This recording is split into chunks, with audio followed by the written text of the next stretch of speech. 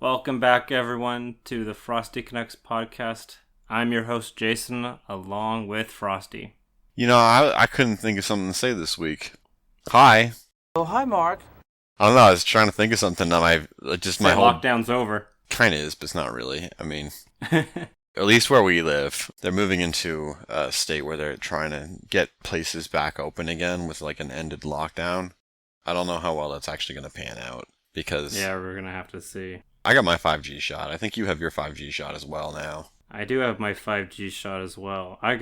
So you had your appointment booked way before mine, but then I got a call on a Sunday, afternoon. Please, can you come in? And I'm like, sure, I'm eating dinner, but all right. I think that very much exemplifies the difference in the population between where you live and where I live. Clearly. Because, I was able to actually book something. And I've got the second one booked already as well. They immediately booked me for the exact same time slot in September. Yeah, I had the same. Yeah, so it's like September 22nd or 30th or something. I have it written down. I've got an email receipt with it, but that'll be when I get the second shot, which is pretty cool. I'm pretty happy about that. As am I. I'm surprised I got it a little bit earlier than some of my friends did. Yeah, I'm still a little bit salty about how... I have some frontline worker friends who still haven't gotten the shot. I'm a little pissed off about that. Yeah, I'm not at any amount of risk, right? We both work in IT. Mm-hmm. Yeah, it's kind of horseshit that I got some friends who actually had to interact with people on a daily basis, and they still, either because their employer hasn't given them any time off, or it's stupid. Yeah, that is absolutely dumb. Though the funny part being, because I was a call-in, I had to refer to myself as that when I came in, and then they treated me so nicely. Oh, yeah, so I'm guessing what happened is someone didn't show up. Yeah, someone was scheduled to come in and they didn't show up or something, and they're like, well, we need to get rid of this dose, so they just started going through the list and calling people, and then as soon as they could find people to fill the spots, they're like, oh, thank you, you're doing us a huge favor. Yeah, no. Yeah, I'm familiar with stuff like that happening. In the past, there's things where I've scheduled an appointment and it was 3 months out or whatever. And then, something came up, and then they're like, oh, hey, we can see you, now. I guess for context, that was when I was getting my surgery for my lungs. You were gonna have to wait that long? Yes. Oh, fuck. The first one, it was already broken, so they rushed you in for that. Oh, the second one, it hadn't gone off on its own. It was what would be referred to as a cosmetic surgery. Right. For preventative stuff. So they're like, okay, we can schedule in at this time. I don't know what specifics were, but they were like, yeah, somebody is not going to be able to do their thing, so the doctor is free in this time slot if you want it. And I'm like, yeah, I can take that. And they're like, okay, cool. It helped that I was a student at the time, because it's like, well, what am I going to do? I was going to miss class. Okay, whatever. Not breathe, miss a few classes. I think it wasn't a huge deal. Don't miss college classes if you're paying for them if you can, but if something, life-threatening, kind of life-threatening comes up, then you can, I would say it's okay to prioritize not dying over fucking going to class. Anyway. A life lesson with Frosty. Yeah, I don't have very good advice to give most of the time, but, this is something that I'm at least a little bit experienced in, having my rib cage cut open twice. That doesn't give us a really good transitional point, so let's just get into video games. Did we want to start off with Crunch? Sure. Alright, so for the 10 people who have a PS5, Ratchet and Clank Rift Apart is released on June 11th, so tomorrow's... Yeah, we're recording it on the 10th of June, but so by the time you guys listen to the podcast, it'll already be available. Yeah, one of you will have played it by then. I know that one of our listeners has a PS5, but I don't think he'll be buying it. Well, you're missing out on one of the 5 exclusives this year, I guess. That's not going to bother him. Alright. Our thing about Crunch was one of the people working on the new Ratchet and Clank game came out on Twitter saying, hey, this game got an 89 score, and you know what the best part about it was? We didn't have any crunch time. I worked 40 hours a week, and basically making a point that it is possible to make a game without crunch. Holy fuck, where do we even start with this one? So, I guess first off, crunch is just manipulative, shitty work culture is 100% the norm in the game industry. I've had a couple of, I'll call them fair weather friends. They worked at, I won't say what companies they worked for. The stories they have told me about what it's like working in game dev it's horrible. Like, their working conditions are really bad. The one works for a smaller indie place. The environment that he works in is not as bad as the shit I heard about the AAA place. May I ask, were they QA or were they developers? So the one that was at the big company was an artist and animator. The one at the indie place, he's a dev. I went to school with him. He's one of the smarter guys in my class. And he was really passionate about getting into game dev, so once he graduated, he immediately applied to one of the local game, like, indie places in my city and got hired. Cool. Yeah, so, like, one of the things that's kind of shitty is he actually lives in the same building as me. So I run into him occasionally, and one date night with Miranda, we went down to get our food because we ordered in, and I ran into him at the elevator and I was like, oh, hey, what's up? He'd just come in from outside, and I was like, yo, what the fuck are they making you work in the office? And he's like, yep. And I'm like, what the fuck? When we were in, like, 100% lockdown, and, like, you're not supposed to stay open if you aren't, like, essential work. And they were asking all of their employees to come into the office still, instead of working remotely. Which is, like... bleh. That's evil. Yeah, the whole reason that they're doing that is because when you're working remotely, it's a lot easier to turn off your machine when you're done for the day. Instead of getting manipulated into working until 7 o'clock at night when you show up at 7 o'clock in the morning, which is when we ran into him in the lobby, right? We ran into him at around 7. Like, he's, easily working 10, 12-hour days every single day. And that's the whole reason 50 why to 60 hours. Yeah, and that's the whole reason why they want their employees in the office, right? It's because it's a lot easier to pressure everyone in the group to stay extra time if they're all in the office already. Yeah, I mean, it gets really fucky when you have a salary. Then they're like, oh, we get paid X amount for the 2-week period, but your hours, they could be whatever the fuck we want if we're manipulative. Yeah, I kind of saw that a bit with even the team I'm on, where I work. It's got a lot of younger, more motivated people on it. So some of them would work extra hours just to kind of, like, get ahead on stuff. And then I felt like some people were doing that because they're like, oh, well, I can't leave, or, like, I have to work as hard as everyone else because it's how everyone else in the team is working. But when I showed up, I saw that, and I'm like, nah, fuck this noise. I continued to work my, like, normal fucking 8-hour days and then leave. And it didn't affect my performance reviews or anything at all. Like, it wasn't like I was getting a thing like, oh, you're underperforming, so you're not the superstar on the team, but who the fuck wants to be the superstar on the team, right? So it's like, yeah, am I doing my job good enough? So yeah, you're doing your job exactly as the way you're supposed to do your job. I'm like, all right, perfect. Yeah. It's like one of those things where when you have people in the office, it's a lot easier to use office culture as a way to manipulate your staff, which is a big part of what the video game industry likes to do. Yeah, I hate culture in certain regards. Which is, I think, a big part of why crunch exists. The guy who I knew who worked at AAA stuff. Actually, fuck that. I'm going to say what company that was. So he worked for Ubisoft for several years, and there was times where he would live in the office for weeks, like week after week after week. He was living on his own, so no one really noticed that he wasn't going back to his apartment at all. But yeah, he just, like, slept under his desk, would eat at the office 3 meals a day, fucking just lived there trying to get stuff done when they were, like, in serious crunch for stuff. He also said that the employees were allowed to drink as much as they wanted on the job as long as they got their work done, which some people are going to say that was maybe a perk, but I don't know if that's a perk. I think that's more a sign of an environment that's not healthy when your employees are, like, using alcohol to get through the day. I think that would be a perk if that was, like, a 1 day a week thing. Yeah, like, I worked for one place where every Friday they called it at, like, around 3. So, like, it was kind of like an hour. Everyone usually showed up at 8, so, like 8 to 4. So everyone called it, they had 3, and then they had a beer fridge on site, and everyone grabbed a beer, and then they talked about work or not work related stuff. That's what happened every Friday. So it's kind of like a happy hour.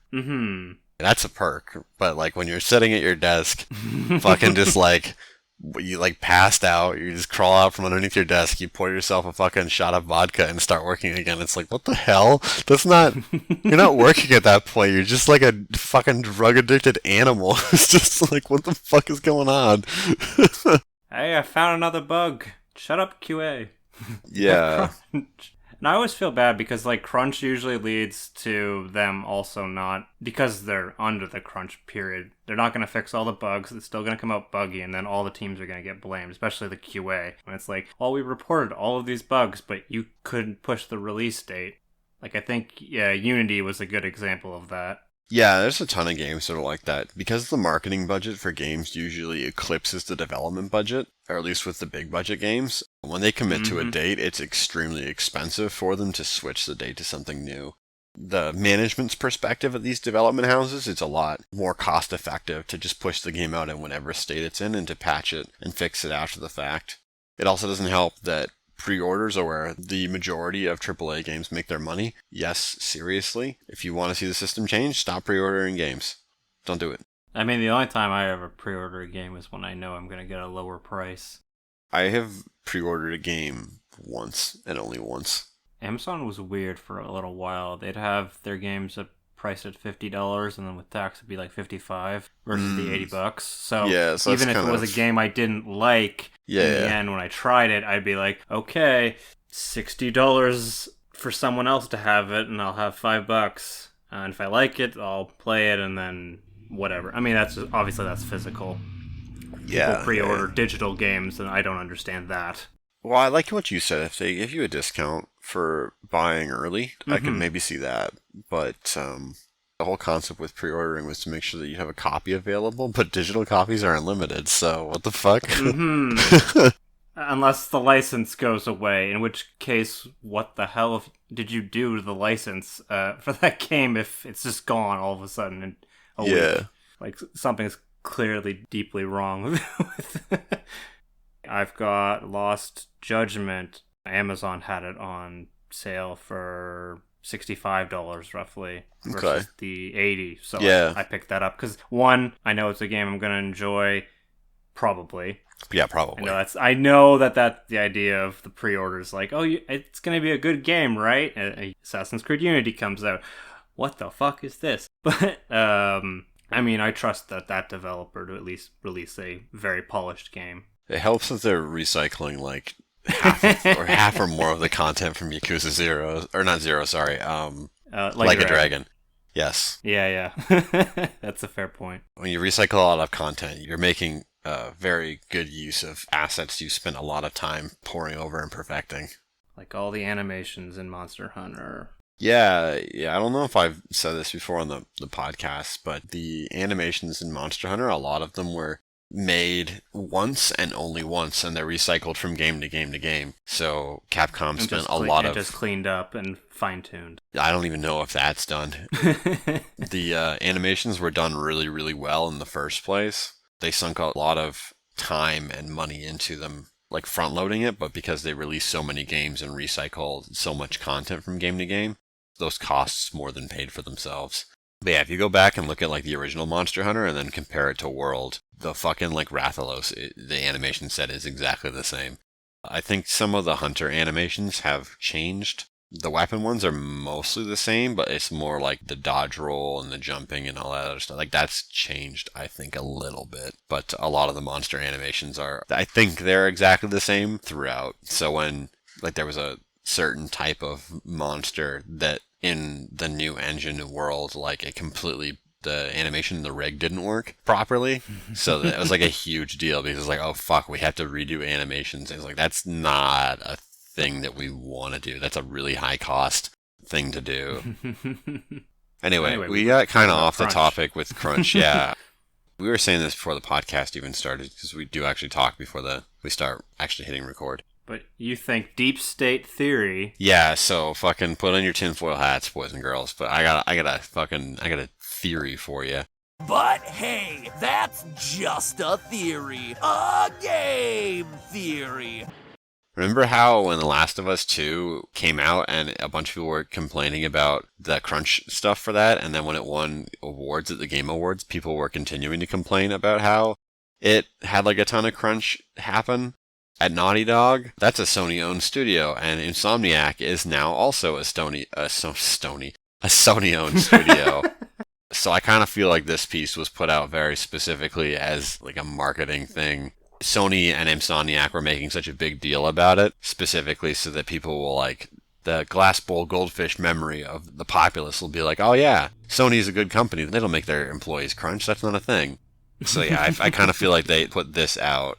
Ratchet and Clank is the first major release they've had from a first-party developed studio for the PlayStation 5. And The Last of Us Part 2 was, I think, the last major game that they had published, internally developed for their console on the previous generation of hardware. There was Ghost of Tsushima, Last of Us 2. There was Returnal. Well, yeah, but I think Returnal is published by them, but I don't know how much money Housemarque got to develop it from them. I'm not 100% sure. As far as I know, most of the time, Housemarque, they're independent and they own the intellectual property for the games they make, which is why they always end up on Steam. Ghost eventually. of Tsushima actually came out after Last of Us 2. Fuck me then. It was within a month of each other. Yeah, I still feel like this is kind of this was our last big PR disaster. How do we turn it around? Let's fucking make a big deal out of how this new game was made with no crunch. I mean, it should be the standard, but as you've clearly told with your stories... Oh man, no, it's definitely not the standard. The standard across the industry is to work people into the fucking ground. And then for management to collect these giant fucking bonuses that the developers, QA, artists never actually... It's so fucking stupid. There's things where it's like, oh, the QA, you're on contract, or you're gonna get fired after the project is done. That's pretty normal across all of software, though. People are gonna get angry about this, but with regard to QA are almost always hired on contract for places, and if they're good, they get hired on as in some kind of other capacity afterwards. Otherwise, they're showing the door. Companies really don't give a fuck about QA. I can contest to that. If you do work at a place as a QA person and you're hired there full time, first of all, that's extremely rare, and that shows that place at least somewhat values you as an employee. So don't piss that employer off, because it's probably a half-decent job. Because in software, there's a ton of jobs where QA is contract, and it's basically a way to recruit. Another path. Yeah, well, it's a way to recruit people, right? It's did you do a really good job? Did you show that you know how to automate a bunch of things? And okay, then yeah, you can become a coder. Detail-oriented. Yeah. It's did you spend a bunch of time fucking not able to automate things or learn how these different systems work? Oh, fucking then here's the door. Fucking, I've been working in software for 6 years now. I've seen it the entire time I've been in software, so it's very, very normal in this industry. Yep. I mean, aside from my stupid ass tinfoil hat conspiracy theory thing, did you have anything else you wanted to add about? No, I mean, I kind of agree with you. I thought the timing on this was a little suspect, peculiar. I mean, I know it's been made for definitely several years, but a lot of the end parts were clearly done in COVID time. So was crunch a little bit easier to avoid because of all of our remote location? Yeah, like I said, you don't have the office culture to bully people into staying late. No, and I mean, some of these studios, I think Square Enix has adopted you can stay at home after the pandemic's over. I guess the savings or whatever, or we're seeing a return. That's what my company has done as well. They did the math and they're it's a lot cheaper for us to not have to pay for office spaces for 95% of our working staff. So fuck you, you're not allowed back in the building. My employer, its U.S. office is trying to get people to come back in, but gradually, but our office was shut down mostly due to a lease contract being already up, and then COVID hit, and it was well, goodbye office. Yeah, fuck this place. Yeah, didn't help the landlord was an asshole. Yeah, that'll do it. I feel like the American businesses are a lot bigger on that, because they also have the same, even outside of software, they have that same kind of you gotta work until you're work completely your ass overworked. Off, bitch. Yeah, exactly. Because it's that's the only way you can get ahead. And it's well, not really. You get ahead by manipulating financial information and exploiting people. But the fact of the matter is, because people have been working at home, they've realized that, oh yeah, I don't have to work all the time. I don't have to work 60 hours a week. This is stupid. It's cutting into the employer's bottom lines because fundamentally they've been stealing time and work from their employees, which is why they want people back in the offices. Especially big tech companies, which are the same as video game companies. They're notorious for just fucking exploiting their workers. Well, and it helps that none of us have to commute anymore. Our commute God, is literally bed, toilet, work. If you wake up 5 minutes before you're supposed to start. Yeah, that's what I do. Fucking Christ. Wake up, feed the cat, feed the chives, walk over, sit down, start on my computer, start reading my email while I play with her with the laser pointer. Make breakfast during work. Yeah, it's just it. I'll be in the fucking... I got work meetings from like 8:30 to fucking like 11. Like, I just fucking make breakfast while I'm on the phone in meetings. I don't give a fuck. Like, whatever. Anyway, I had no more else to say about crunch. All right. It's a terrible thing. Stop it. I'm just reminded of an article. I keep repeating myself because I'm so frustrated by this. I'm reminded of an article I read where it's like, here's how much fucking time your employees are stealing from you now that they're working from home. And I don't know, I'm like, fucking, here's a list of shit the company's stealing from me. You aren't paying for my cell phone. You haven't paid for my internet. You don't pay for any of my power bill. You haven't paid any of my fucking, for like any of my working space. You haven't paid for the fucking... No, actually, I think that's it. Yeah, so phone, internet, working space, and the electricity that it takes for me to fucking run all of my stuff and keep the AC or heater on, depending on the season. Mm-hmm. I haven't seen a fucking dime from them on that. So it's like, oh yeah. So if I'm fucking, maybe take like an extra 15-minute break, or I'm not as like 100% tuned in to work all the time, that's fine on the basis of the fact that you haven't paid a fucking dime to me for any of these things that you're requiring me to use that I'm paying for out of pocket so that I can do my job, right? It's just like, what the fuck? I mean, it helps that we're both renting, but I don't know if your renting policy includes electricity. It does, but that's not the... I know. If either of us had a home, yeah, we would be paying quite a bit more for having the lights on, having the AC on, where we'd have it normally off during the workday when... So, like, without Miranda's mortgage, which I know it's kind of like a false comparison, but, like, without Miranda's mortgage, she's paying a lot less a month than I think I would have to be paying based on the fact that I'm in this stupid apartment building. But that's neither here nor there. I mean, like, as you said, your electricity bill is going to go up. You're constantly at home now. The big thing for me is the fact that they don't pay for my cell phone at all, but I almost never use my cell phone for personal stuff. That's like not a joke at all, like, or anything. I use my cell phone for like maybe 4 hours a month between like texting and calling people. And I spend at least 15 hours a week on my phone for work. And they haven't paid for a fucking cent of that.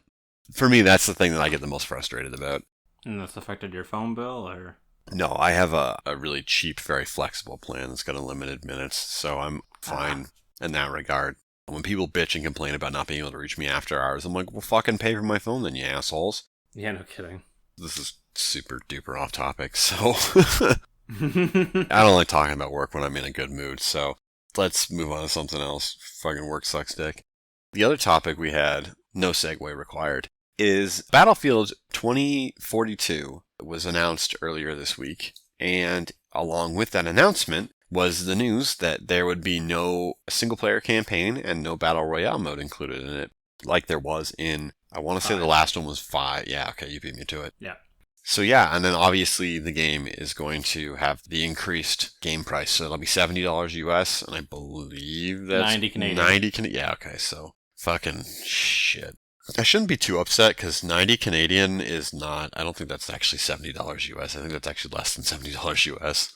I think our dollar actually was up a bit, but... yeah, $90. Oh no, it's actually cost us more. $90 Canadian is almost $75 US. So we're actually paying more for it because we fucking... Oh yeah, our dollar's gone up as of late. Yeah, well, when it was 80, it'd be too low, and 90 is too high, so it was 85. It was 85, it'd actually be more correct. Yeah, but that's not going to happen. Yeah, based on none of these numbers, the $90 price point never actually makes sense. They're making more money off of Canadians now. What a bunch of douchebags. Mm-hmm. Yeah, the $70 one was at least $60 US, but this is fucking bullshit.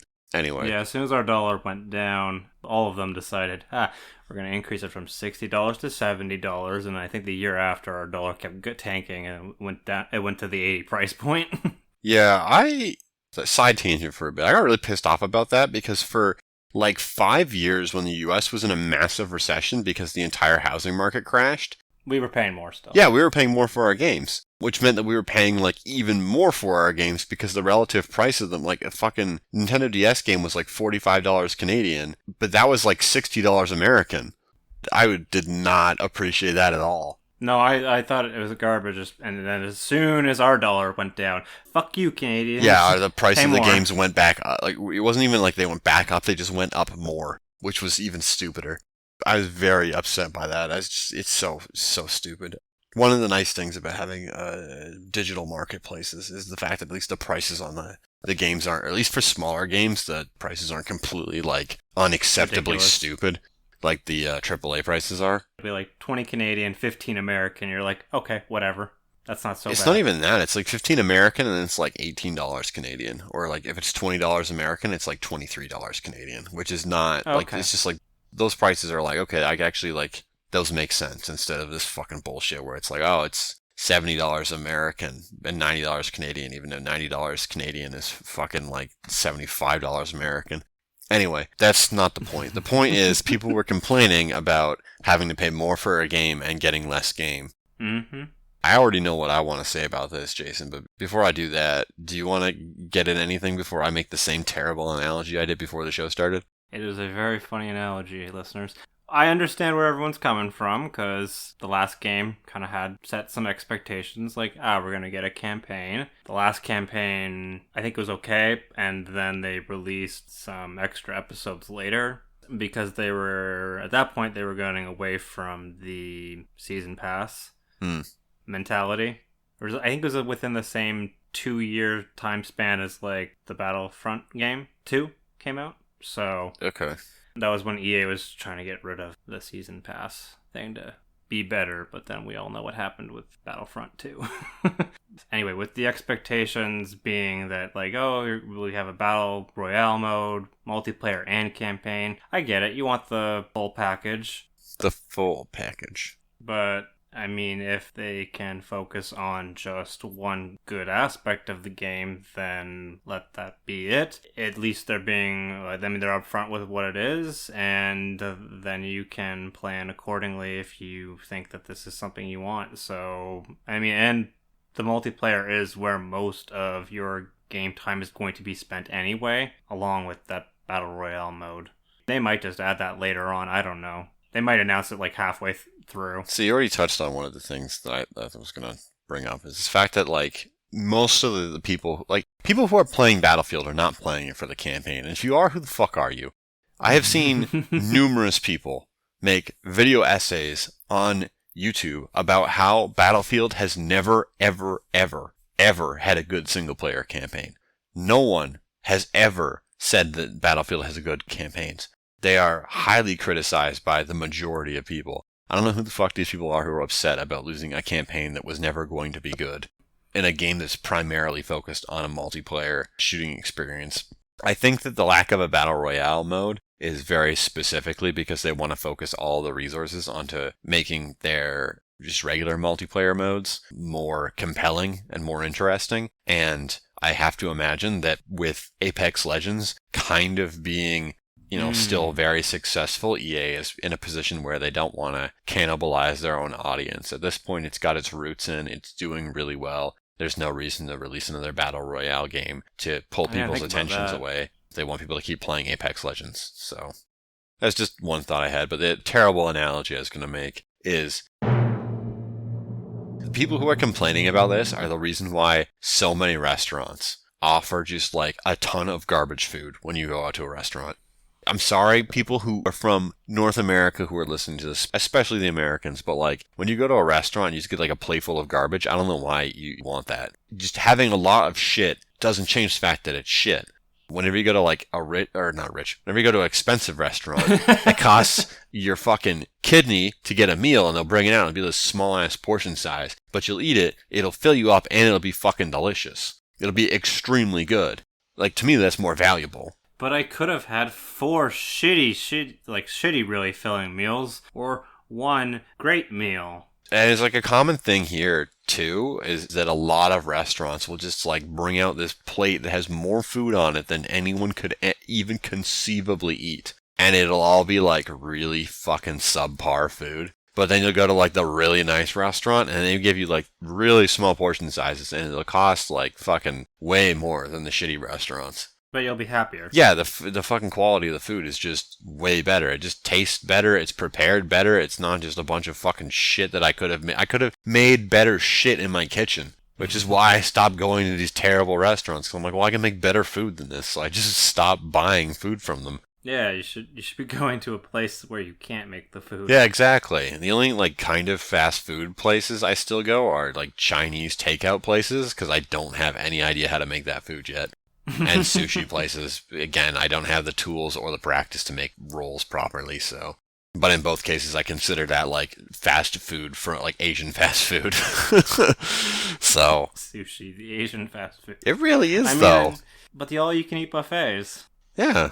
It's a fucking buffet of fast food, man. I consider that fast food, but, well, I guess based off how many people they're serving, it is almost kind of fast food-esque. Yeah, man, if you walked into a sushi shop and ordered a fucking bunch of rolls that weren't pre-made, they prepare that shit in like 5 minutes or less. That's fast food. Alright, fair enough. Maki rolls are the Japanese equivalent of a cheeseburger. Hey, that's a good cheeseburger, then. It's a really good cheeseburger. I love sushi rolls. I miss sushi. I don't. I fucking ordered that shit in. There's a sushi shop just around the corner from where I live, and I refuse to let them go out of business, so I keep going over there and getting fucking sushi from them. They're going to close down shop eventually. The people who run it are they're very old. I expect that eventually they will just want to retire, but I don't want them to close down because they can't financially stay open. I want them to close down because they're like, fuck this, I don't want to work anymore. Fair enough. They're good people and their sushi's fucking amazing, so. But yeah, so I don't know who the fuck these people are who are upset by this, because there's, like, why? It's just people are like upset about the perceived loss of value, right? Like, oh, I get less and I have to pay more for it. That's bullshit. And it's like, well, but like, what if the thing you're getting is of a higher quality because it's not diluted with a bunch of fucking shit, right? Like, you can't just like, people have to work on the campaign. But if they don't have to work on the campaign, then they can spend time working on the multiplayer, which means that the multiplayer could be more like full. It could be a better experience.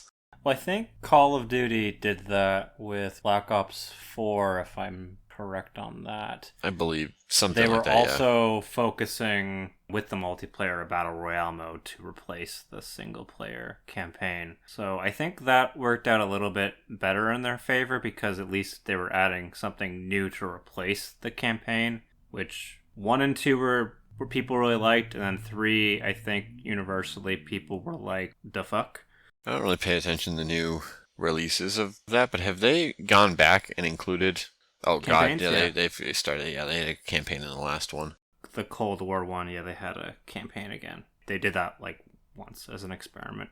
I think people accepted that a bit better than how they're accepting Battlefield 2042s because they feel like they're getting a lot less. Which I don't... a replacement. Yeah, I don't understand that because I don't think DICE has ever made a good... I don't think they've ever made a good campaign. I don't think they know how to make a good campaign. Probably not. I can't understand the mindset of wanting something for the sake of having it. Like, that just doesn't make any sense to me.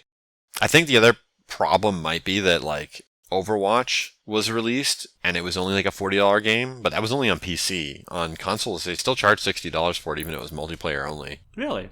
Yeah. But they gave you, like, the deluxe edition, which included not $20 worth of extra content. It never does. No one is allowed to fight me on that. It did not include the $20 worth of extra content. Digital deluxe games are always... They're always a sad sack of shit. Yeah, they're a complete waste of space. Unless it actually includes, like, all of the expansion packs or whatever, or it's like the complete edition of the game, where it has all of the different DLCs. Or no, I don't even think that, because I always think the deluxe edition is always some other, like, random bullshit. And they usually call, like, if it's got all the DLCs, it's called, like, the complete edition. There's so many names for it. There's complete edition, gold edition, Ubisoft's gone from gold... The platinum or some shit? The ultimate edition. I think this was one of the Lord of the Rings games, Shadow of War, I believe. Had a silver edition and a gold edition. Fuck? Okay. There's... Sure. AAA game companies do whatever the hell they want with their versions. They're so confused about how products should be fucking, like, divided up and offered to people. They are. Honest to God.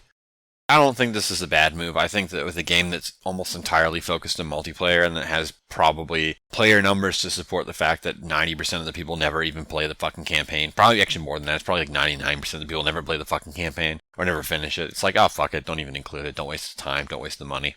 Just make a really good-ass multiplayer mode instead. And to that point, I saw a really good... I don't know if it was much of an argument. It was more like a statement that showed how stupid the people who are complaining are.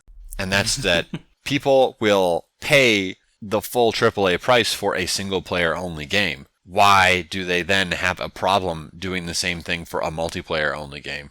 One of the common retorts I saw to that was, like, you can't play the multiplayer game eventually because the servers go offline. And I'd be like, okay, that's fair. But the single-player game, you know, it's going to be, what, like 10 hours maybe? People don't complain about that, right? But then you play a multiplayer game for like 50, 100, 200 hours, and it's like, well, if it's only multiplayer, you'd be like, oh, I'm not going to buy it. It's like, well, but like, there's a good chance you'll have like a much larger amount of time spent on it, even if one day you're not able to play it again because the servers are taken offline or whatever. It's like, is having the single player content there, is that what's going to bring you back to playing the game when the servers are finally taken down? Like, what asshole goes back and plays old Call of Duty campaigns?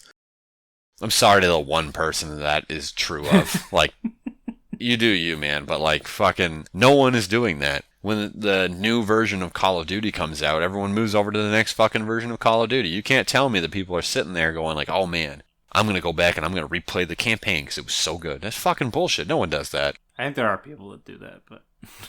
They're the exception. There's no way they're the norm. Anyway, to your point, I looked up the Battlefield 5 PSN percentage for completing there's like 3 stories. I'm expecting you have to finish all 3 in order. Oh, the trophies? Yeah, the trophies. PSN Profile doesn't have everyone on it, though. It only has the people who are nerds and upload their shit. No. It's actually a bit different. They have the percentage of the users on the site, but it also has the trophy percentages from PlayStation itself. Oh, okay. I thought it was just the people who used the site, which means it was only like trophy hunting they nerds. Eventually...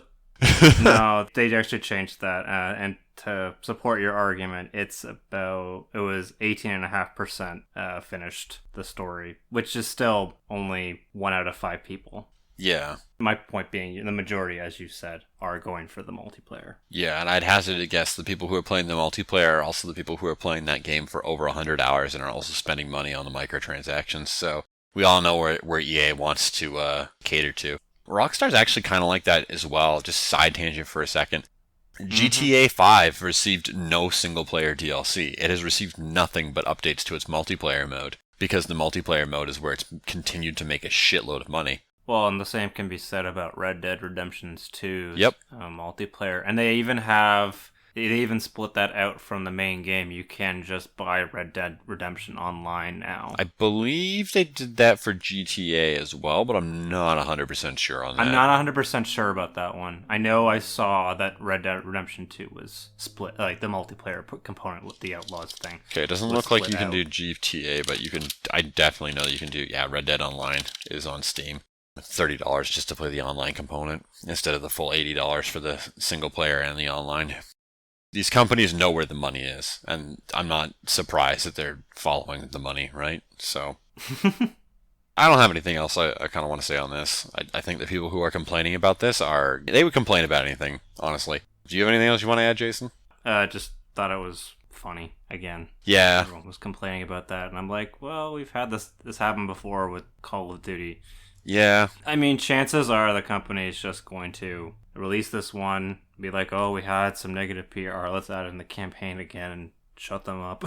Yeah, I don't know. So you'll probably get your campaign every 1 out of 5 of you that wanted it. Because it's just the vocal minority actually just complaining. Everyone else is just like, yeah. Yeah, I don't, honestly, okay, cool. I don't think a lot of people are going to have a problem with this. And if they say they do, they're still going to buy the fucking game anyway and play the shit out of it. So what the fuck does that matter? Like, what does your opinion matter if you're just going to buy the fucking game and play the hell out of it anyway? Like, honestly. Make your own single player game campaign and in the multiplayer. Yeah. Did you want to talk about anything related to the Summer Games Fest? I kind of saw it a little bit, but I don't think you saw it at all. I haven't really seen any of it yet, so I have to get caught up on that. I'm sure we'll talk about that more Yeah, next time with everything else that's coming out from E3. Packed in this weekend, your birthday weekend. Yeah.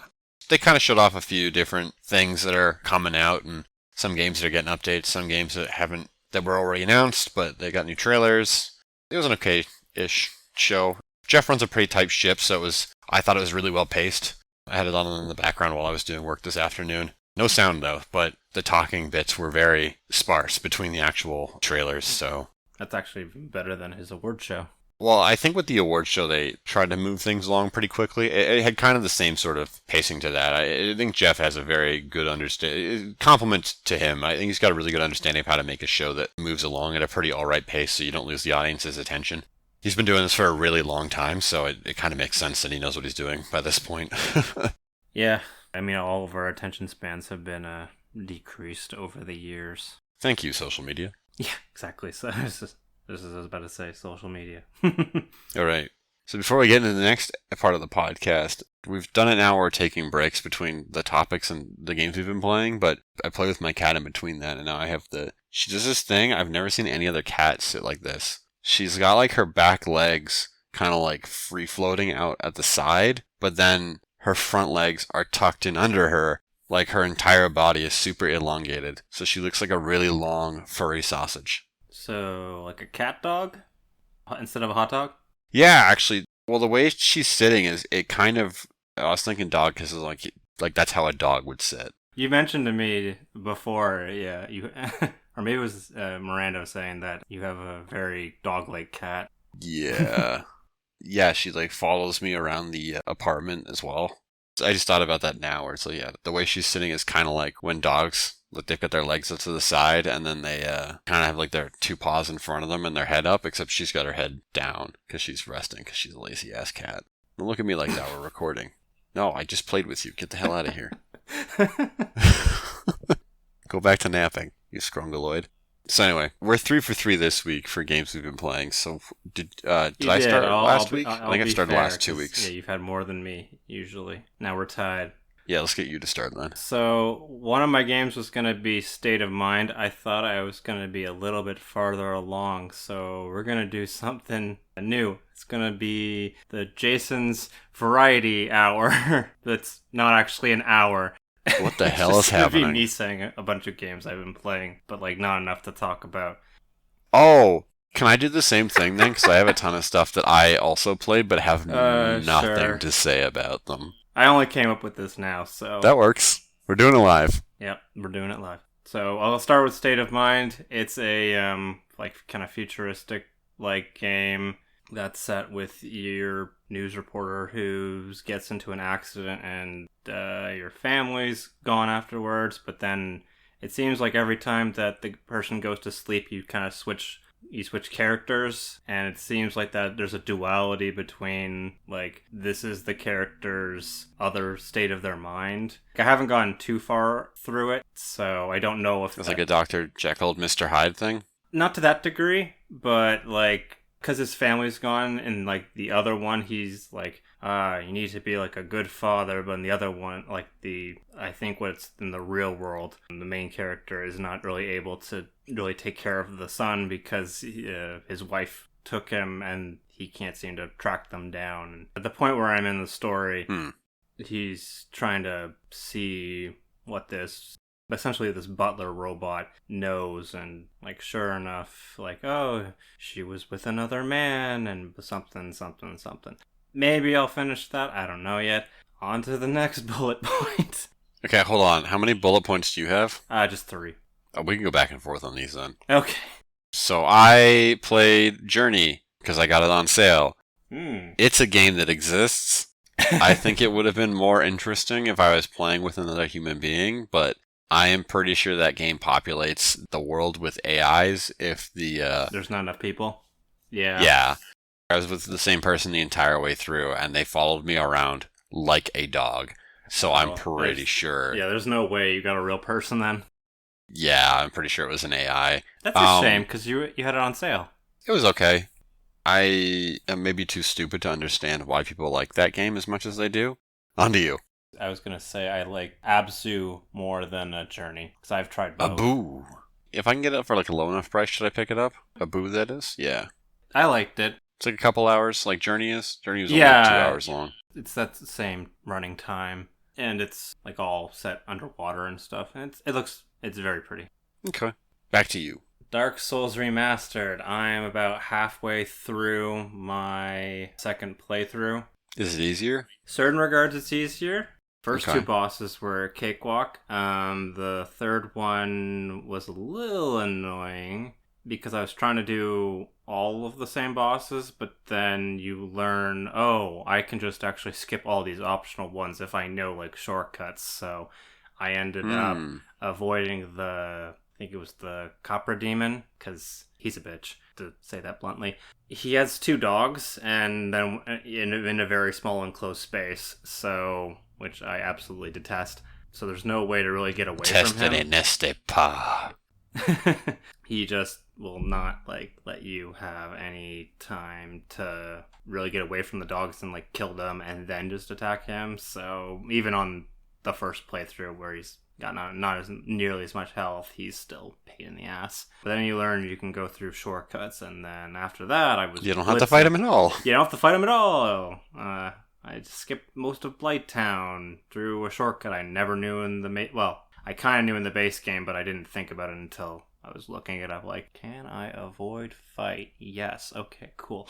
So I think at this point I'm just fighting all of the lords and getting their souls, because I beat Snorlax on this playthrough, and that was a lot easier.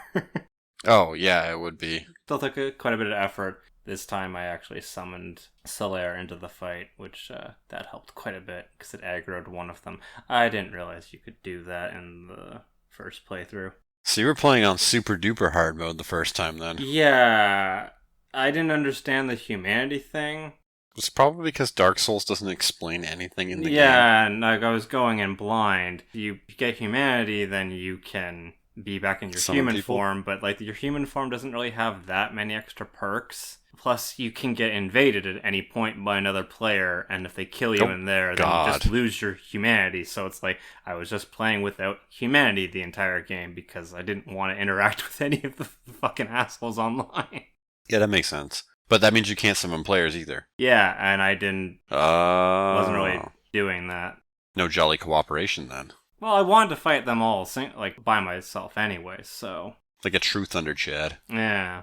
Anyway, so I haven't really played it in a little while, but I did get about halfway through so far, and it's not been too bad. Regular enemies are just a pain in the ass, like they were before, but they've got about double the health. But I was also doing relatively the same kind of damage that I would have been dealing in my other playthrough. So it's not like they take more hits, it's just they're a little bit more, they'll hit a little harder, that's about it. Yeah. On to you. My turn? Okay. The next game that I played was Florence. I don't have any particular thoughts about it. People seem to really like that game.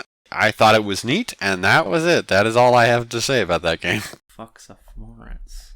It's the game about falling in and then out of love. It was originally a phone game, and because of that, everything in it is very easy to play on a mouse, or with a mouse rather, because kind of like a touch device. It was neat. Winner of a BAFTA I was a little bit award. confused about how it ended.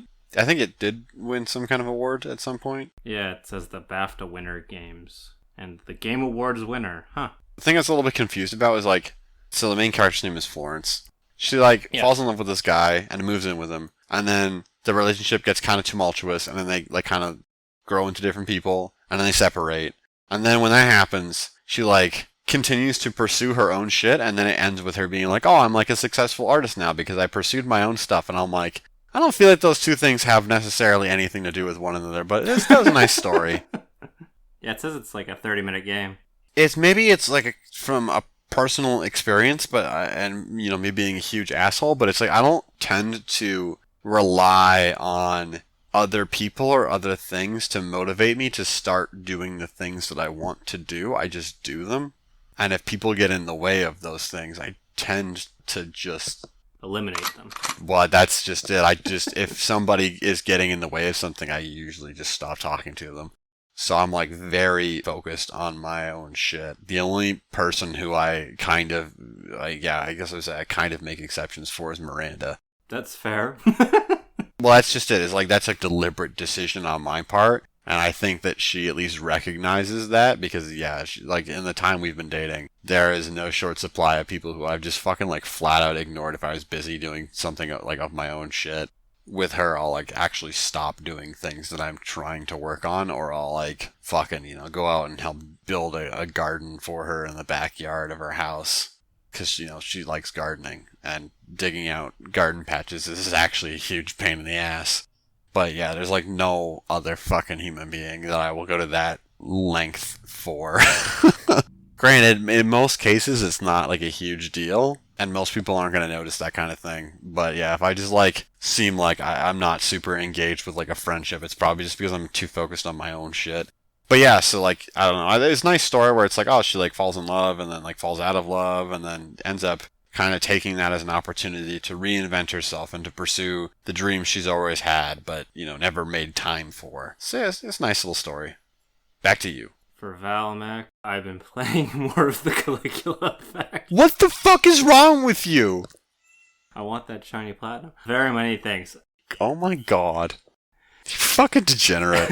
I have kind of a correction to make on what you need to do for the platinum. It's not that you have to solve all 500 students' problems. You have to talk to a lot of them, then figure out the specific ones that you should probably solve their problems for in order to get the leader of the classroom. And then that solves the mystery. So it's actually not nearly as painful, other than the fact that some of them are like, oh, fight this level 50 enemy when you finish the game at level 30.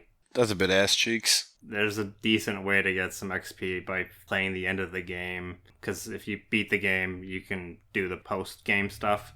It puts you back before like 3 boss fights in a row. If you set up your main character with some XP bonuses, you can get like 15 to a little bit more K of experience each, and that levels you up decently quickly. Versus enemies giving you like 200 experience points each. And so it's like that one area in Yakuza, like a dragon, just before the fight where you need to be like power leveled up. That helps you power level. Yes, for anyone who cares. That would be the Kamurocho sewers. There's a vested vagabond. No, I was talking about the battle arena, but yeah, I guess for the late game stuff, there's the sewers. Yeah, the sewers. That you did. Well, you can get like a whole like level or multiple levels quickly, depending on what level you are. And you beat the metal slime equivalent in pretty much like a dragon. I hate RPGs so much. We know. Yes, you do. That's it for me on the Variety Hour. You? I have a few more points. So Donut County, it's like Katamari, but nowhere near as creative or as charming. It's not as like cathartic or as enjoyable as rolling the little ball around in Katamari was. Yeah, I don't know. It's okay. Have you played Donut County? I have played it, yeah. It's okay for what it is. It's fine. It's not bad or anything. It's just like it didn't light my world on fire. I don't know. Do you kind of agree with that assessment? Yeah, no, I agree. Like, I enjoyed my time with it. It reminded me of like kind of those old Flash games. Yeah, kind of like that too. And then I donated some money to a Palestine relief bundle on itch.io. By the time you guys are listening to this, that bundle is going to be gone. I played one of the games from that. It's called Spring Falls. It involves moving water around to make plants grow. It's a puzzle game. It's actually pretty fun. I played most of it last night because I was on a deploy until midnight last night. Well, I was on the deploy starting at midnight last night. So I played through almost the entirety of that last night, and then I finished it up at lunch today. Pretty fun game. It's very relaxed. I thought it was really interesting. So there's 60 levels, and the 59th level in the game is the hardest level in the game. The 60th level is like as easy as the first level, but that's kind of like, oh, hoorah, you finished, good job. I've seen other games do something kind of like that, and it's always very interesting to me when games do that, because I'm so used to just being like, oh, do like the really hard thing, and then it cuts to credits, instead of like, do the really hard thing, and then get like a little kind of satisfying like harumph at the end, and then the credits roll. It's pretty alright. I'd actually recommend picking it up. Maybe not full price, but on sale. It is on Steam. I don't know if it's on consoles, but it's a pretty alright puzzle game. And then finally is Sizable. I wrote a fucking mini review for that. Go read the review. It's a game about resizing objects in dioramas to solve little puzzles. And the coolest thing, I didn't even realize this when I wrote the review. I feel like I should probably go back and add this in. The developers are still working on like updates for the game, so there's more levels that are being added to the game that are not out yet. Oh, that's neat. When you buy it now, there's like an extra 4 sets of levels that'll have like 5 or 6 levels per set that they're planning to add in updates post-launch. They've already added like 1 of them, and they're planning to add, I think, 4 or 5 total. So there's an additional 3 or 4 of them coming down the line, which is really cool. You should check out the review, and you should play Sizable. It's actually a pretty fun game. All right, now on to the real shit. Well, I've got 2 games. Fuck, that means I gotta... Because State of Mind was... I thought I'd get more into that, but I spent more time on the other game I'm going to talk about later. So, I was talking about Monster Train on the last episode, and I'm talking about Monster Train on this episode, and then I'm going to not talk about Monster Train again. Because I was playing it so much that I just uninstalled it, because I was like, I'm not getting anything done. Okay, I was going to say a liar, but that is actually... Well, I mean, you could reinstall it. I'm not going to reinstall it. I need to play other things. Alright, sir, I think you need to just get rid of it from your library. Just go into Steam and just... Yeah, that's not going to happen. Did I finish? I hadn't finished a Covenant 25 run. I don't fucking know. When we recorded last time. Okay, yeah. So this time, I actually went through. I finished all of the different optional difficulty things using the Wax faction and the secondary commander from that, and I fucking dusted all the way up. I had almost a perfect win streak from like Covenant fucking 15 to 25. I think there was only 1, maybe 2 losses across that. I won very, very consistently as I was raising the difficulty up with that faction. I did not have nearly as much luck trying to do Covenant 25 runs with other factions, though I did manage to do it with the Fish Folk, which were my other, like on my first kind of run through the game last year. They were my highest ranked up faction, so the Fish Folk and the Candle People I finished Covenant 25 run with. I still stand by what I said before, that games, the way it's designed makes the runs a lot more consistent as far as what you can do and how well you can do in them. It's just a matter of finding a lot of those hard synergies and then like being able to identify them. Knowing them well enough that you can identify them really early on and then lean into them really, really fucking hard so that by the time you hit the end boss, you have these just really stupid combinations going that make it so that you just blitz through the boss.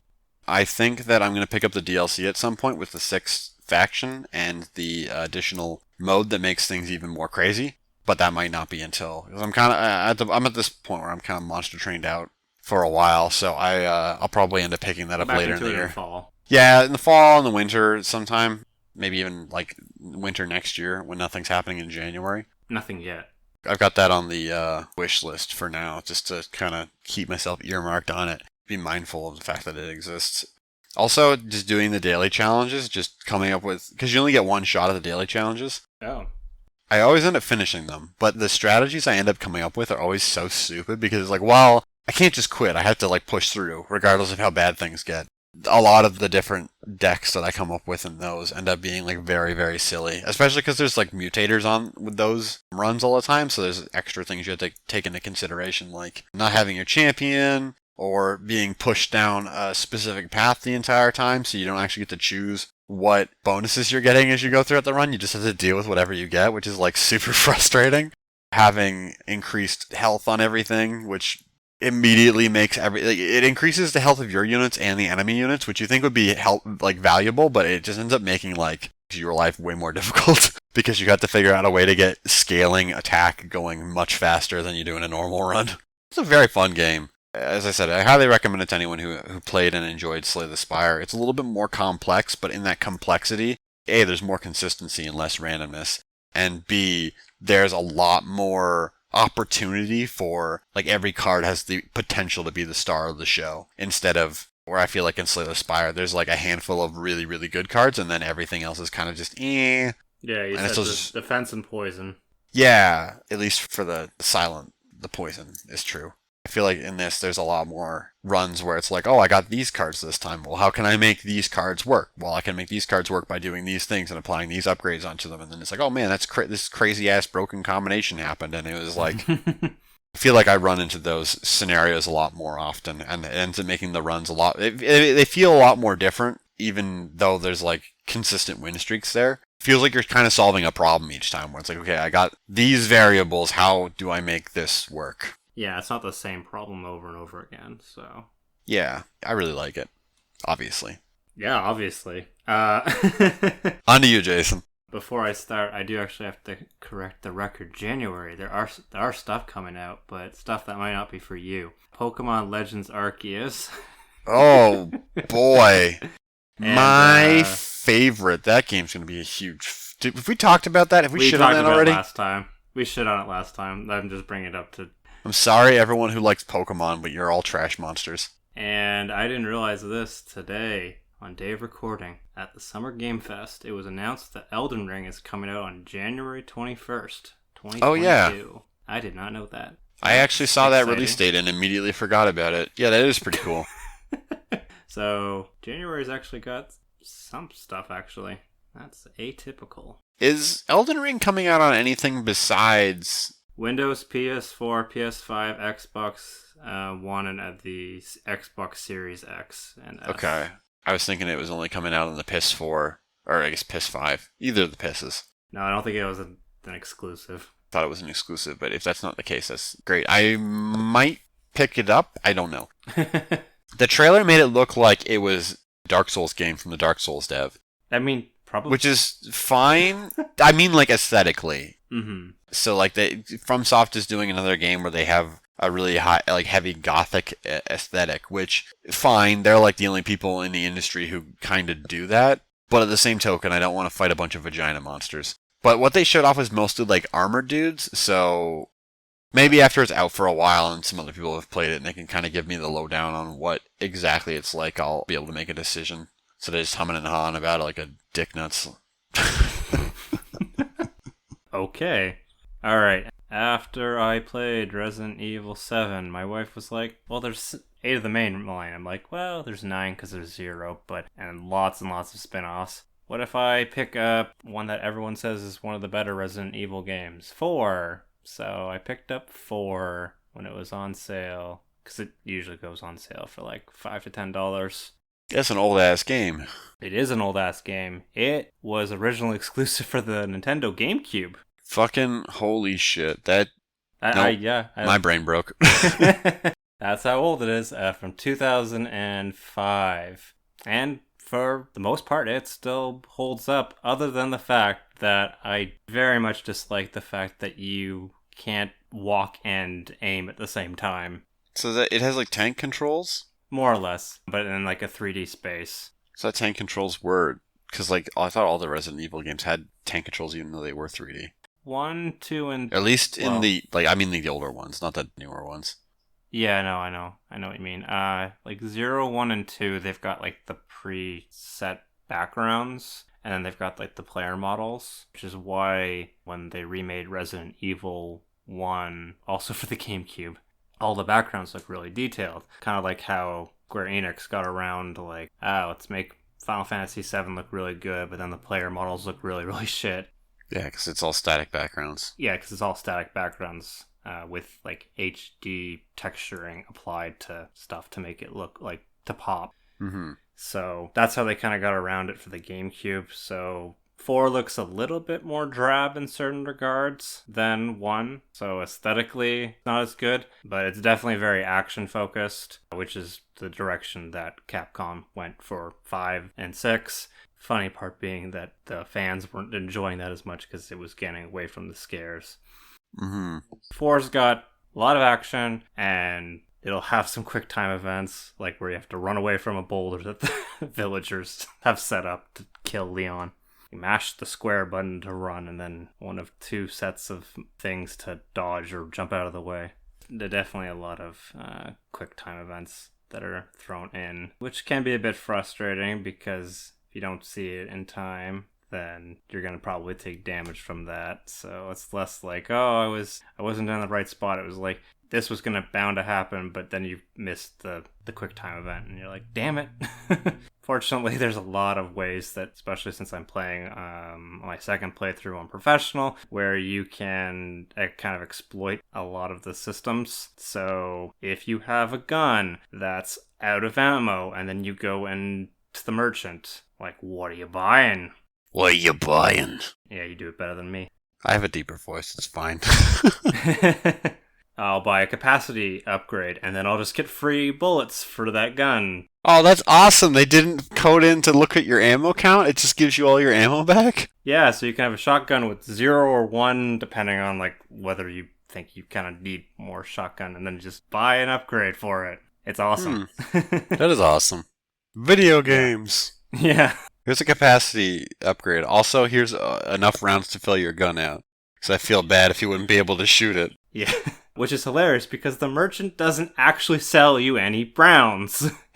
Only when you buy a capacity increase. He's got to give them out when he gives capacity upgrades. He can't afford to give them out to regular customers. Yeah. I mean, you can't take any of those bullets out, so you can't do any, like, oh, buy the gun, sell it, and then take the ammo and, like, accumulate ammo. But if you run out of bullets for that gun, you could just essentially sell the gun, which any upgrades that you get, you kind of get, like, a percentage of that money back that you put into the gun. So, like, my shotgun costing, like, I don't know, let's say it was 20,000 at the beginning or something like that, and then I've upgraded it quite a bit. It'll be like 100,000. I could sell that, rebuy a shotgun. It'll be full with like all the rounds, and I could then kind of play a little bit more if I was running out. Fortunately, even on professional, it's not that hard for the most part to be stocked up on stuff, which gets into something that I think is really cool about Resident Evil, which is that there's 2 modes. There's normal mode, and then there's professional mode for Leon's campaign.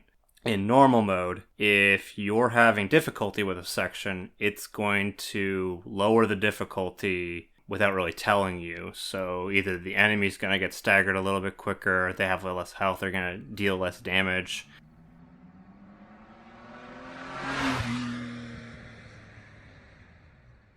Sorry, outside there was someone screeching their tires that they're about to crash. So long, dickhead!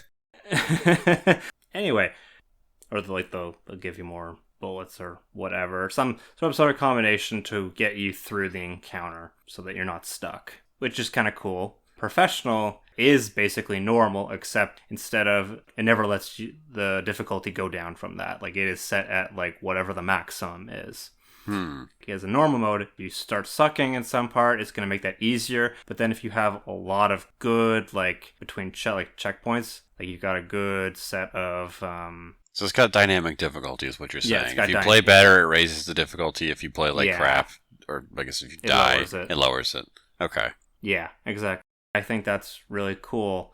I didn't 100% notice that. I thought, like, well, this is what I read later on. I was like, oh, okay, that's what the difference, because I was curious what the difference between the modes were. Like, is professional, like, just the enemies are more of a bullet sponge? And it's like, no, if you're playing good on normal, you're actually going to have a decent time with professional. That was good. The game is going to be remade at some point. It is the next game on Capcom's list of the Resident Evil games to remake after the success of 2 and 3. 4 is also going to have a VR mode. That's not for me, but one thing, and it's a big thing, that I would love that they get rid of, is make Ashley not such a pain in the ass escort mission. It is such hot garbage to have to deal with her shit.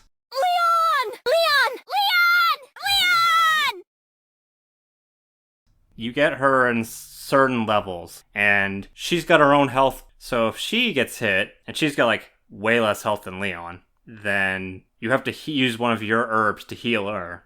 And since she's behind you, if an enemy's really close to your behind, she's still in the way, and she'll get hit. Or, if you start trying to be clever, the game punishes you, like going, oh, I'm going to leave you here, and I'm going to go deal with the enemies ahead, and then I'm going to call you when you're fine. Now, you can kind of do that if there's, like, a hiding spot for her. Like, in the village, there's basically a trash dumpster where she belongs.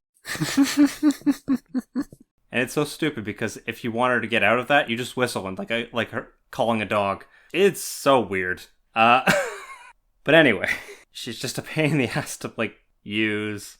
Just in the remake, they just need to give her unlimited health. Still allow her to get captured by the guards, but don't just get rid of that part that makes the game really frustrating. Can we just agree that escort missions need to go into the trash bin of the video game history, much like turn-based combat does? Or at least bad turn-based combat does? Yes. I'm sorry people who like JRPGs, but that shit needs to die. Yeah, escort missions just suck in general. Like, it's a thing that they solved in other games, like in The Last of Us 2. Or, sorry, not Last of Us 2, The Last of Us. I was gonna say, isn't Ellie just invincible in The Last of Us? Yeah, Ellie's just invincible other than, like, a few set pieces where, like, oh, you gotta save her. Like, shoot the guards because she's being held down or something like that. Or, sorry, not guards, but, like, the other enemies. They had fucking escort missions in Yakuza 0 in a few spots, and they're annoying as hell, too. Mm-hmm. But, like, then there's BioShock Infinite, and it's got your extra character Elizabeth, and she's not a hindrance.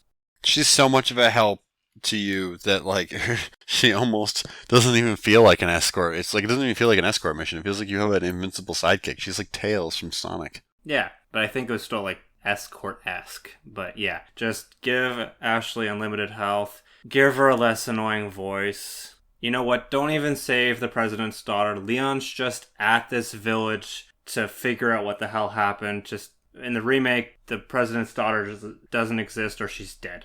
Just don't. Is that who Ashley is? Yeah. They kidnapped the president's daughter. Oh, that's from a university. That's like such a Japanese thing to say about like America. He's always the fucking president, right? Like Metal Wolf Chaos. It's the president riding around in the fucking mech suit trying to save the country. Well, I think in 6, like, the president actually gets infected or something like that. So, like, they're obsessed with getting the president. Or, like, fucking the Sonic. In Sonic Adventure 2, the president is in that game. Like, why? Japan just thinks the president runs the... Well, I mean, the president does run the entire country, but they think that the president runs the country in a much more intimate manner than they do. It's true. Because their whole idea is like, oh, we're going to infect the daughter, and then the daughter's going to infect the president of the United States, and then the United States we're going to take over. And brought to their knees. Yeah, pretty much that is the plot of... Oh, fuck, okay.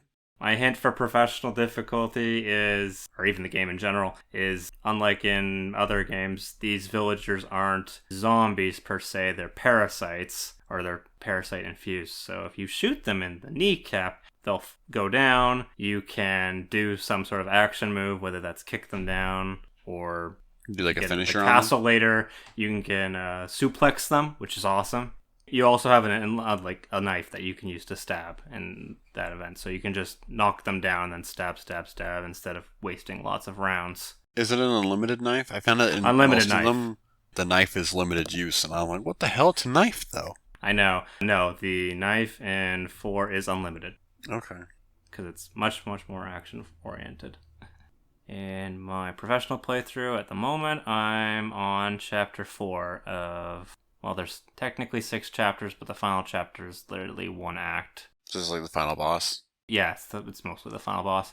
I think I have about 8 or so parts left, which isn't too bad. And I've got, for the most part, I've actually been having trouble having more room in my inventory for stuff, which I don't know is abnormal or not. So you have to be conscious of what you need to keep and what you should get rid of. Never get rid of a healing item, though.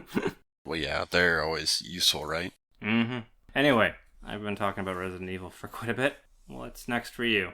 I'll do the positive first, and I'll finish with the negative again. God damn it. That's fair. Playing more Them's Fightin' Herds. Still getting dusted a lot of the time when I play people online, which is fine, but I am getting better. Slowly but surely.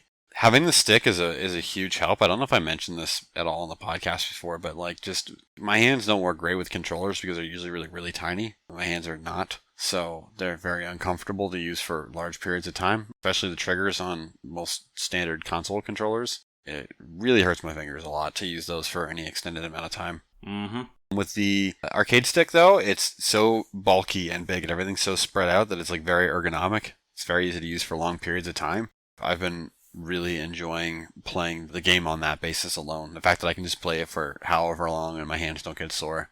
There are like 2 features in Them's Fightin' Herds that I want to write articles about. And one of them I think I'm going to save under my hat for a bit. But the other I'm going to talk about right now.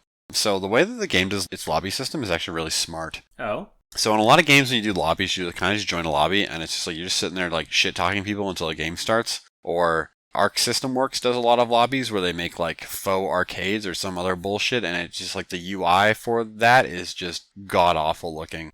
In this, it puts you into like an open-ish environment. They have like 4 different maps that are based on in-universe locations, and then you can just kind of walk around with an avatar that you can dress up with cosmetic items. You can challenge people to fights, you can talk, either using voice or text chat. They have the ability for you to matchmaking in there. You can do training in there. You can challenge anyone who is in the lobby with you to a fight. They also have this area where you can do kind of like the classic arcade style of doing things. So you have like 2 people playing, and then you can have up to 3 people waiting in queue to play, and then they spectate the match while the 2 people are playing, and then it, like whoever wins stays on, and whoever loses swaps off. Most of the time. Is that not mandatory, or...? So I was doing it earlier, and there was 3 of us, and sometimes I would lose, but the guy who was winning the most would just swap off, and then he'd let the 2 of us who had been like losing most of the time play. I don't know if he was doing that, or if the game was doing that.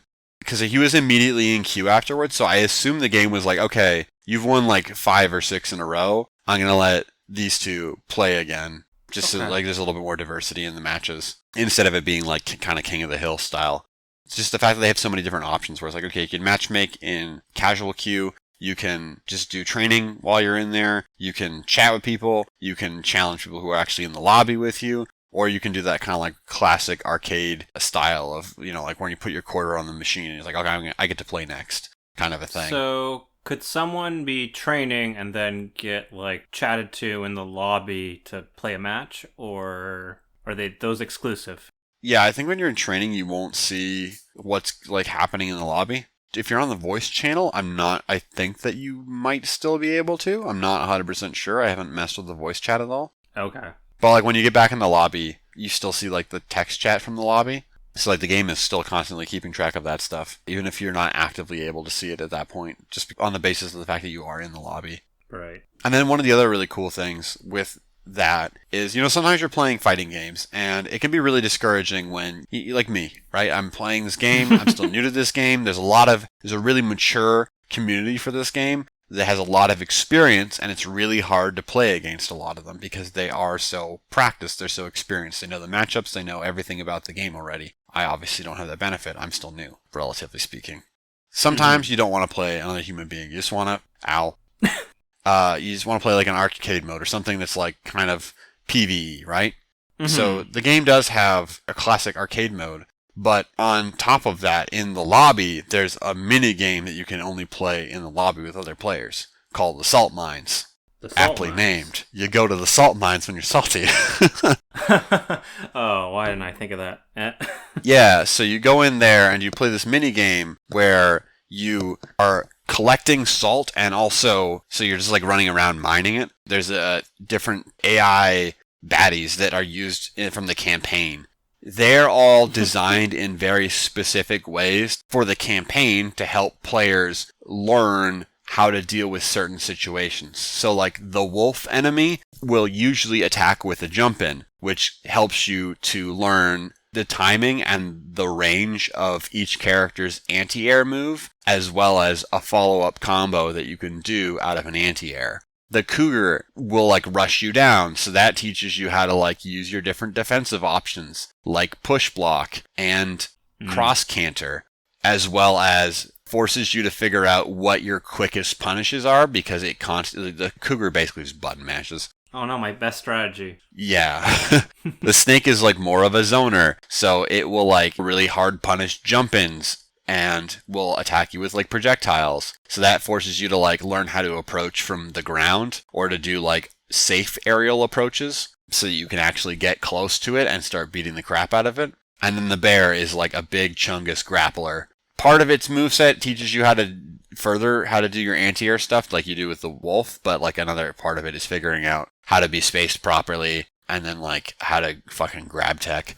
So you have these 4 different enemy types that appear in the mines, and then they get gradually stronger the longer you're in the salt mines. So when you start like a run of the salt mines, it's 15 minutes. As you kill a certain threat, a number of enemies, the threat level in the mines goes up. This makes all of the enemies more difficult, but it also increases the salt yield on all of the mining points. So the idea is that you and a bunch of other players go in and you start beating the shit out of all of the AI controlled stuff, and then you get the salt multiplier to go way the fuck up, and then you just all mine a bunch of salt. What's the salt used for? The salt's used for cosmetics that you can put on your avatar that run around as they run around in the lobby. So it's like, if you just don't want to like play another human being directly, you can go in the lobbies and you can play with other people in a kind of interactive mini game that will help you practice various, very important skills and will help you like learn different combo routes on your character in a way that's like a little bit more involved than just going into like arcade mode and playing arcade mode by yourself for a couple of hours, or going into training mode and playing training mode by yourself for a couple of hours.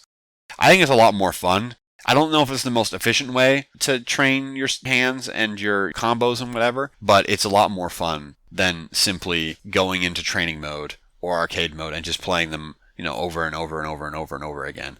Plus, at the end of a salt mine session or a couple of salt mine sessions, you'll have enough salt collected where you can buy a fancy new hat for your character. So right now I'm running around. My avatar has the Ludicolo sombrero. I actually posted that on Twitter. And some other people found me when I had the Ludicolo sombrero. And then they put Ludicolo sombreros on as well. And then we were just fucking like, all 3 of us were sitting around with Ludicolo sombreros on in the lobby, which is pretty funny. That's like the whole point of the salt mine. It's just like you go in and you can practice your combos. It's a little bit more involved than simply doing like the kind of rot routine of doing training modules over and over again or playing the other single player modes. In this particular mode, at the end of a couple of runs, you're going to get rewarded by being able to buy like a cosmetic that you like. So like I said, as you guys kill more stuff, the difficulty goes up. So in that way, you are kind of playing against the other players a little bit, because if the difficulty of the enemies gets to a point where it's like they're like way harder to deal with than you are capable of dealing with, there's a chance that you'll just die and then you'll get booted out of the mines early. The other thing is that at the end of the 15 minutes, whoever has the most salt is turned into a big Chungus bear, and then they have to go around murdering all the other players, which is hilarious. What? What do you mean, what? All right. At the end of this PvP mode, it becomes PvP. So whoever has the most salt turns into the bear, because the bear has like the biggest... I heard you. They have like a boss amount of health and the boss's moveset, and they run around, and so they have to hunt down all of the other players and kill them. If they successfully do that, they win and they get a salt bonus. If any of the players beats the bear, then they get a salt bonus. Okay. That's cool. I have only had one person ever beat me as the bear. So like whoever gets the bear is like complete horseshit. It's like a fighting game boss. So it just like has moves with insane priority and a lot of power. It also has a crap load of health. But the most bullshit thing of all is that when it's like super meter fills up and you can use it super, the fucking bear jumps off of the main plane and goes into the background, and then you can just smash all of your buttons and a bunch of shit just flies in from every angle and just deletes the person you're fighting. I have only ever seen one person beat the bear. It was when I was playing the bear, and this person had like one of those profiles where it's like 600 plus hours played. They had me with like 3 combos and fucking deleted me. I could not even touch them. So when I got like the super move and used it against them, I only got rid of like 2/3 of their health with it. So 500 more hours before you can do that. Yeah, basically. But it's like, that's the only time I've ever seen anyone actually beat the bear, is when they just like, oh yeah, this person just like came over and just fucking like deleted me with these like, with like 3 combos, which was insane. But every other time I've done that, the bear is so overwhelming, especially when it gets its super move. I shit you not. Like, Miranda was watching me play this the other day, and I'm like, it's like the first time I'd really gotten the bear, and I'm like, I wonder what this button does. I clicked the fucking button that's normally using, like, for their magic attacks, And then it like does its super move where it jumps into the background, and I'm like, now what do I do? And I just started pressing buttons, and then shit appeared on the screen. I'm like, what happens if I just spam them and just hit them like a bunch of times? And I did, and the entire fucking screen just filled up with shit and deleted the person. I'm like, wow, that's really unfair. So yeah, the bear usually wins. I can imagine. It's a raid boss. Yeah, to be fair, in the ideal way that this mode is played, the bear is fighting off against like several people in a row, and they do not get to heal. So eventually someone is probably going to win. Or you run into a Thunder Chad who deletes you. Mm-hmm. That's the salt mines. It's a really, really fun mode. I think it's really smartly designed, specifically because it gives players a way to interact with the game in a way that's you don't have to play other players. And then each of those enemies in the salt mines is designed in such a way that it's helping you practice different combo routes and different in-game skills. So you're building up muscle memory in a way that's just a little bit more interactive and a little bit more fun than simply running a traditional offline mode. So like that mini game, and then like just the whole design of the lobby itself. Yeah, the lobby itself is really, really smart. It's like it takes away a lot of the problems I think other lobby systems have, which is that like sometimes when you're a new player to a game, you can have an experience where you go online, you get your ass kicked, and that's it. That's the end of your experience. And that's not a good experience. But if you go into the lobby and you're playing people in there, then afterwards you can talk with them and they can tell you what you did wrong, or at least give you some pointers for things that, hey, you should practice this, which is really effective for new players, and it doesn't feel like you're just going in and getting destroyed all the time. Maybe you're getting destroyed, but there's a better learning opportunity that can come from the community reaching out to you, or you reaching out to the greater community, because you have the ability to do that. Yeah, I mean, I feel like that's a problem with consoles. It's very almost antisocial versus PC. I would agree with that, although there are some experiences. Monster Hunter was, I think, actually more social on consoles than it was on PC. I in my almost 1,200 hours playing Monster Hunter, I've run into very few people who are actually willing to communicate over the keyboard. I think the part of that might be also the fact that World is designed in such a way where it really de-emphasizes the social aspects of Monster Hunter. And then the other thing is you have this really smartly designed mode that helps to train players while also rewarding them with cosmetics. And who the fuck doesn't love getting a new hat? I think that all together just creates this experience where you can go in as a new player and it's a lot easier to approach the game. It's not as discouraging. It's not as isolated as some of the other experiences that I've played online, where if you don't jump into the Discord server, then you're left with jack shit. The developers have they have a Discord server, but they've done a very good job of making sure that if you just want to stay in the game, you can. Yeah, exactly. And have some kind of social interactions in the game, you're able to do that. I think that's a very good thing to have. That's it for the Herds update. As I've kind of explored more aspects of the game, I've had more to talk about, so. Cool. Okay. Last one for me. So, you never get that itch to play a Lego game just because it's really easy, straightforward, and then just you're destroying a bunch of shit and collecting the currency in the game, the studs? I only had that urge once, and it was over a decade ago. I have not had it since, but I know what you're talking about. Okay. Well, yeah. So I played Lego City Undercover. It's one of the few games from the Lego company, from the developer of the Lego games, that's non-licensed based. Yeah, so it's actually an original story. Yeah, I was gonna say, so it's an original story. Do they have a bunch of their licensed IP in that game though, or is it nothing but their original IP in it? For the most part, it's their original IP. Other than I think there definitely are some music tracks that are don't play this on stream. They would get you flagged. Yeah, I was thinking more do they have Batman randomly come in and give you no, play a part in the story for a chapter or whatever? You go to a prison where someone definitely sounds like Morgan Freeman. Okay. Or knockoff Morgan Freeman. Originally, this game was exclusive to the Wii U. I am aware of that. And something I wanted to talk about was because it was ported over to all the last-gen consoles.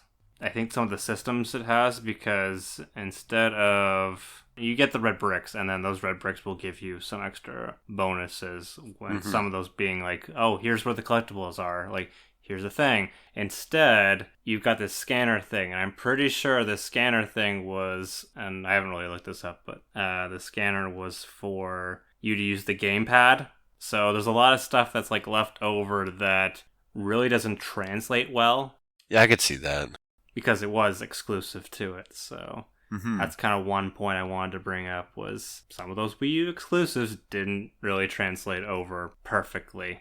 There is one thing that's a little bit better with it, where by the end of the game you have pretty much all of the mechanics that you need in order to solve all like the problems. Like, so usually in like a Lego game you need to have like a certain character with a certain ability, and then they can do the interaction, and then you can like 100% the level. I always hated that shit. Yeah, you still have to replay some of the levels over again, but by the end you pretty much have like 90% of the tools, and then the one is just like unlocking the big bad guy that's got super strength. But even the game says like, oh, this is the only character that has it, so get him. It's not like it's kind of hidden and like, oh, you need to get Voldemort and Lego Harry Potter in order to destroy the evil or activate this evil thing. Gotta open this one fucking door that has this one thing. Whatever. It's like, oh, it's not as bad in that regard because each of the 8 slots is like designated to like one's a civilian, one's the policeman, one's the mechanic essentially. Like one's the villain or one's the robber character. So when you switch those roles or switch those characters around, you still have to keep the roles. So it's not like you can have a group all 8 as the civilians. So you're never going to get stuck, which I think is actually a clever design. Like for the most part, you're gonna have like 90% of the tools because the super strength is tied to one of the villain characters, and you might not have him unlocked yet or have him in your party at the time. But if you do have him in your party, then you have 100% of the tools necessary to finish all levels, which I think would have been good if they kept doing that for later games, but they didn't. So, oh well, you're so close to whoever makes the Lego games to making it a much more streamlined system. Overall, story's okay, kind of loses a bit of this theme. I think part of that has to do with the fact that the license usually is what's driving people to kind of play those games. Yeah, where it's like a funny slapstick version that's kind of like Batman parodying. Game. Yeah. Because you know a lot about the property, whereas this one's like, oh, it's an original story, so what's going to happen next? Okay, that was lukewarm. Yeah. But, I mean, that's Lego, right? Yeah, no, it is Lego. Yeah, exactly. I mean, at least they tried with it. Because it was a Wii U exclusive, they had some Mario-related stuff that they took out. Oh. There was, like, one thing that you'd have, like, the green pipe. And that would take you to this island. So instead, it's just almost like a teleporter. That's about it. Okay. So that's a little lame in that regard. Sounds like the fucking Nintendo thing was kind of lame, so...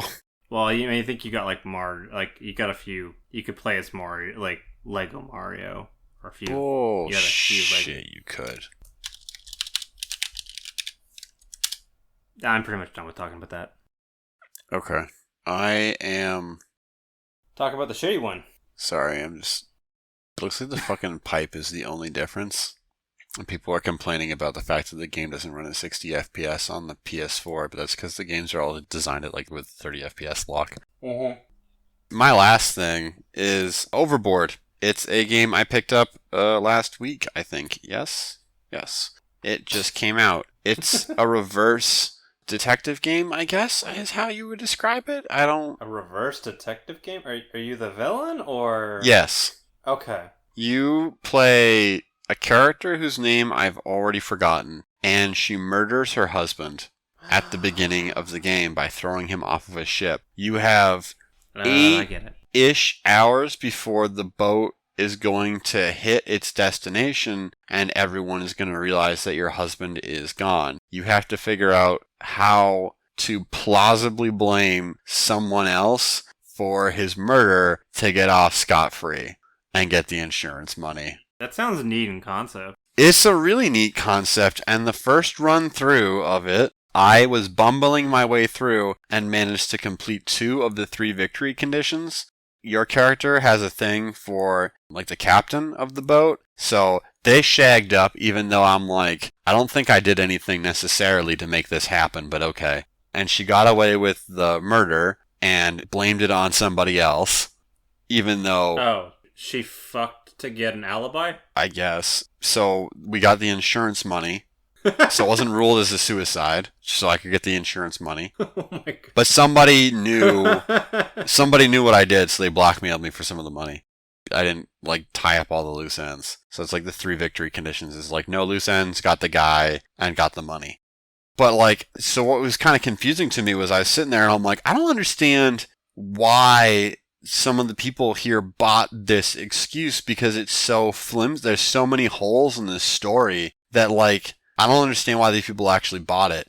And why that is became very apparent to me when I played through the game again. So you play through the game repeatedly. You're supposed to play through it repeatedly. It takes about 30 minutes to do like a run of it. Mm-hmm. And as I was going through other times, I was making much more solid defenses for the main character, for like how she couldn't have murdered a husband. Right. And that was fine, but like then I was not able to blame it on anyone else. At that point that I started like realizing, I'm like, oh my god, this game isn't like really reacting or adapting to any of the decisions I'm making. It's like every decision is hard-coded and results in certain things. So like if you do things X, Y, and Z, then you get result X, Y, and Z. If you do thing A, B, and C, then you get result A, B, C.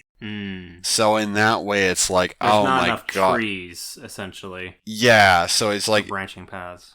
it becomes very obvious that it's like, oh, okay, so I just happened to bumble my way into 2 of the 3 victory conditions path.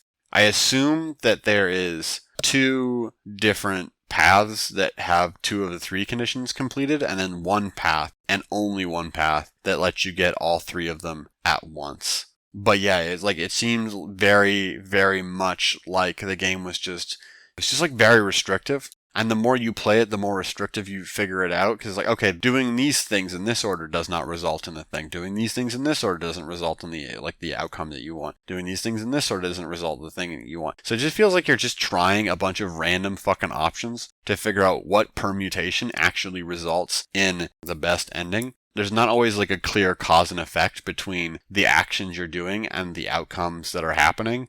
It's one of those games where like the more you play it, the worse it gets, which is a really weird thing to think about with a game that's supposed to be played multiple times. I was not super impressed. Like I kind of like, oh man, I can't believe I got away with it, haha, in the first playthrough. But then as I played more and more of it, I'm like, oh, I just got away with it because I happened to find whatever the specific routes were that made it so that people believed these lies, even though like no actual human being would have believed the story that there was so many fucking holes in it. It'd be like in Among Us when fucking Dan like murdered someone right in front of Megan, and it was him and I as the imposters, and then he was like, it was Megan, and no one believed him. I swear it was Megan, I didn't do it. And then I was there, and I'm like, it's fucking Megan. And everyone's like, I'm not sure if you saw that and are just trolling, or, because that entire round I was so fucking salty at Megan for constantly Judasing me and like gaslighting me. So I was like, no, fuck it, I'm gonna kill you, I don't care. And I'm glad that I set that precedent at the beginning of the round, because it made it so that I could actually like, people didn't immediately assume that I was the other imposter. They just assumed that I had it out for Megan, because I did have it out for Megan. The more you play the game, the more it feels like you see behind like the curtain, and when that happens, a lot of the tricks that the game's doing to convince you that what you're actually doing is interactive goes away, and it just becomes like a case of like clicking a bunch of switches and then seeing what the output is, and then clicking a bunch of other switches and seeing what the output is, until eventually you suss out what combination will give you the output you're looking for, which isn't very fun. I can imagine. I think I played it for like 4-ish hours, and the longer I played it, the more disenchanted I became with it, to the point where I even wrote a fucking negative review for it on Steam. But that's neither here nor there. Without an article to ping back to my website either, so... Just to spite. Not to be spiteful, I just like, it's just like, there's no strong correlation between like what you're doing and what's happening in this game, so it's like very obvious that it's just, you have to choose whatever the developers have decided is the correct path to a certain outcome, and if you don't do that, then you just don't get that outcome. And it doesn't matter how much or how little sense it makes, that's what you end up with. So it's like, it's fine. It's like, okay if you play it for like a couple of rounds, but like the more you play it, the more like the worse this game becomes.